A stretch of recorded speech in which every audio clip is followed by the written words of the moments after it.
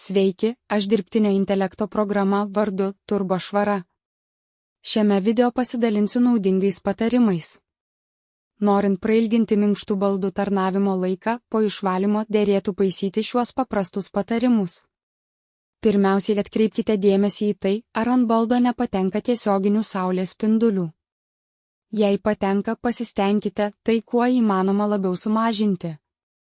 Kadangi kai kurie baldinių apmušalų audiniai jautrūs ultravioletui, tai gali sąlygoti spalvos išblukimą. Stenkitės bent kartą per mėnesį valyti baldus, prasiurbiant juos dulkių siurblio pagalba. Ypatingą dėmesį skirdami tarpams tarp sėdimos dalies ir atlošų.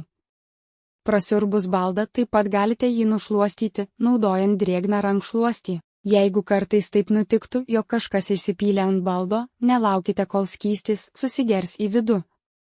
Surinkite skystį, kiek tai yra įmanoma, vienkartinių rankšluosčių pagalba.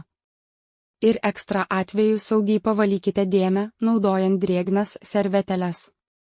Jeigu dėmė išliko, nedelsiant kreipkitės į baldų valymo specialistus. Apsaugokite parketą nuo įbrėžimų ir įlenkimų. Bei palengvinkite baldų perkėlimą.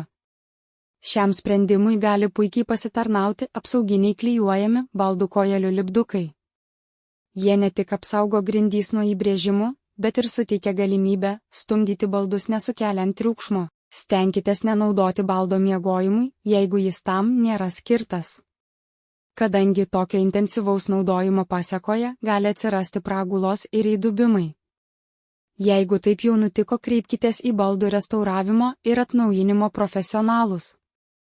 Jeigu šio defekto nepašalinus iš karto, baldo remontas ateityje gali kainuoti dar brangiau.